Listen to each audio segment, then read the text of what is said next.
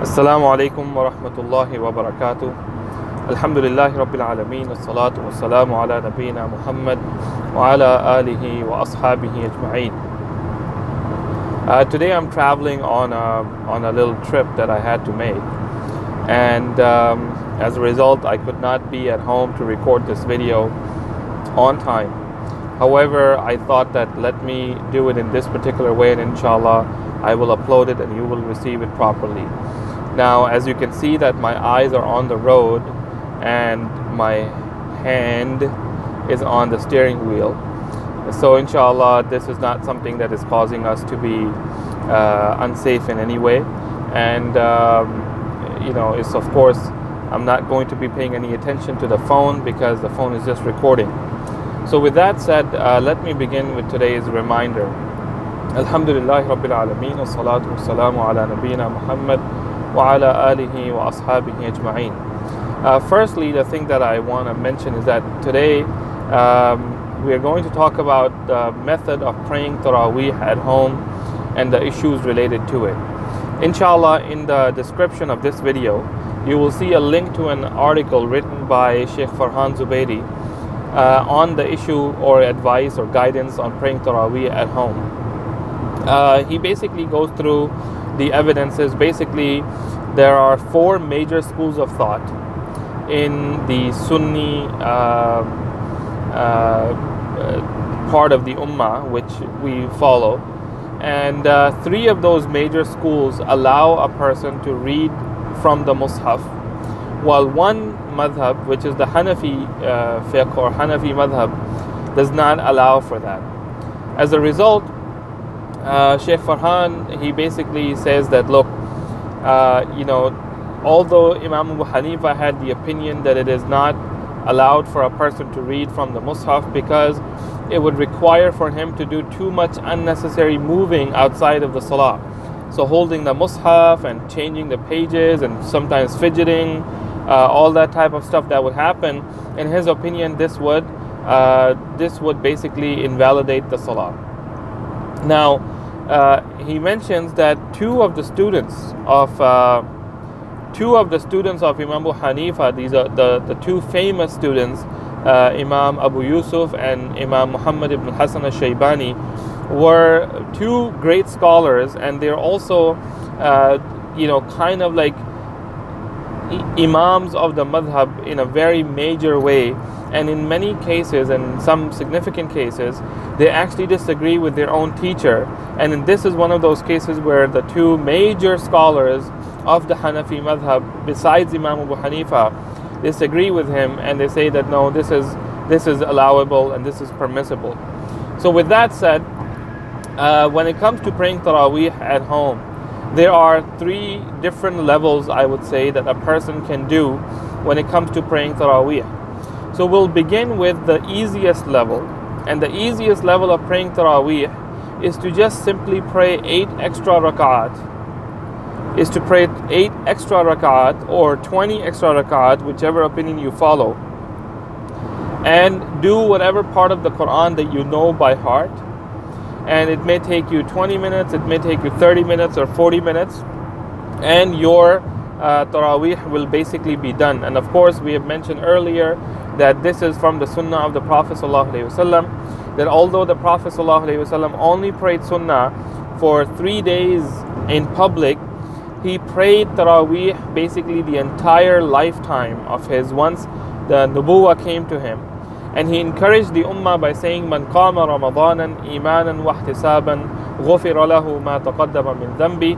Whoever prays and whoever stands in the nights of Ramadan, for him, ghufira lahu ma taqaddama min dhanbi, that Allah subhanahu wa ta'ala will forgive all of his previous sins. So there's a great reward, and there's an emphasis on standing. There's an emphasis on standing. So the level 1 that I just told you does not focus on standing. It just focuses on being able to do your Taraweeh and do extra salah other than what you normally do. Now, one thing to keep in mind is that In the month of Ramadan, we should definitely make sure that we don't miss any of our regular sunnahs of the salah. The ones that come before, the ones that come after, and we pray Salatul Witr. So if we don't do any Taraweeh at all, we must at least do, when I say must, that I mean that if in the spirit of Ramadan and trying to have a good Ramadan and get a lot out of Ramadan, for that we must pray all of our sunnahs. We must make all of the azkar that we are supposed to make after the sunnah. So what I do is that I have a screenshot saved on my phone, which has all the azkar written on it. So when I am done with my salah, I pull my phone out and I start reading from that. And this basically allows me that even if some of the azkar I have not memorized, or I don't remember that this is what I'm supposed to read right now, then it helps me remember them and read them. So number one, make all your azkar. Number two, or level one, is that basic Taraweeh where you just pray extra rak'at with whatever you know.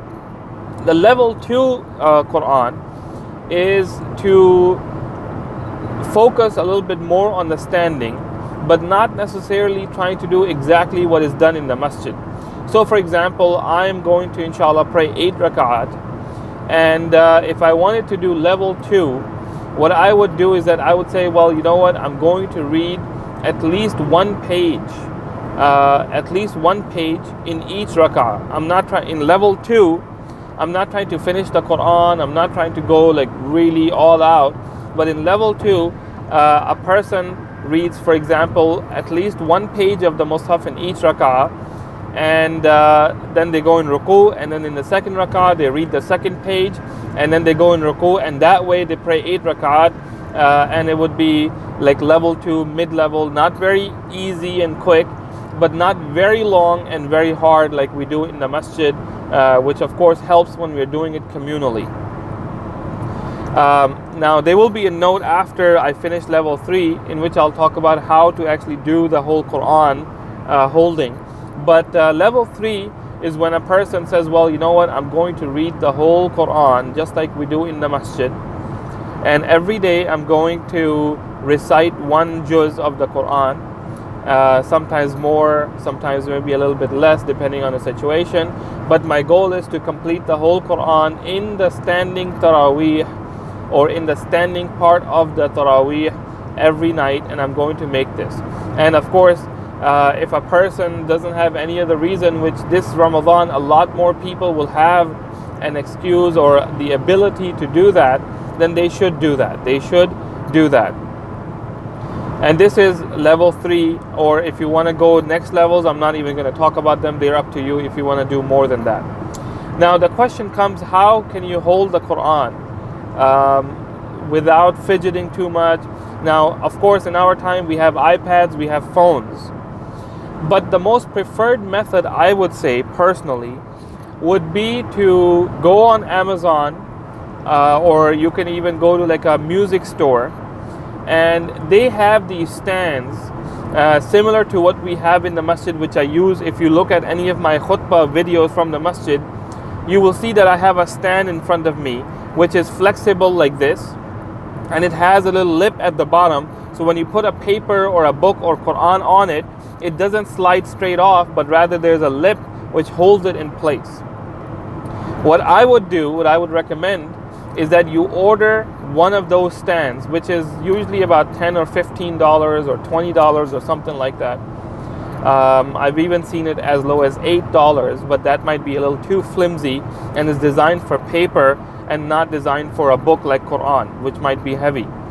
So you can get one of those stands and put the Mushaf on that, and then read one page and the second page in 2 of the rak'at without touching the page.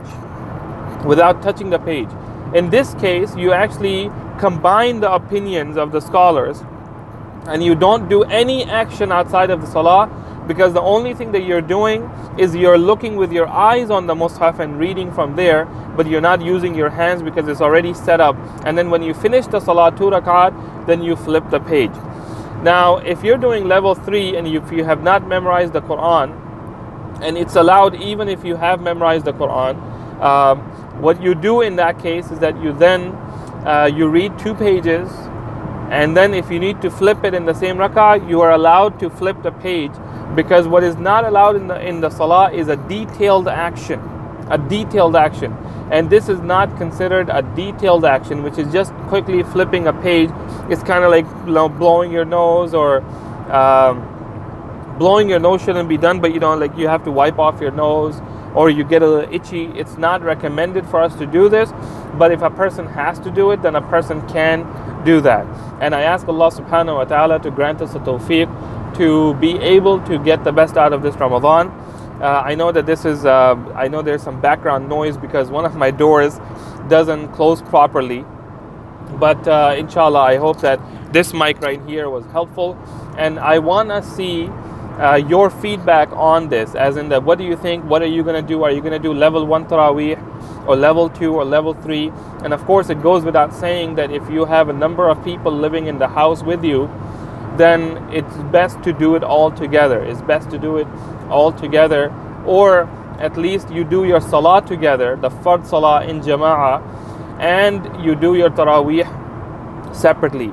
Now, an interesting issue that Sheikh Farhan in that article mentions is that there's actually a debate among the scholars whether it is more rewardable for a person to pray Taraweeh in the masjid, or is it more rewardable for a person to pray Taraweeh at home in private with Allah subhanahu wa ta'ala. So subhanallah, every year we go to the masjid and we do it.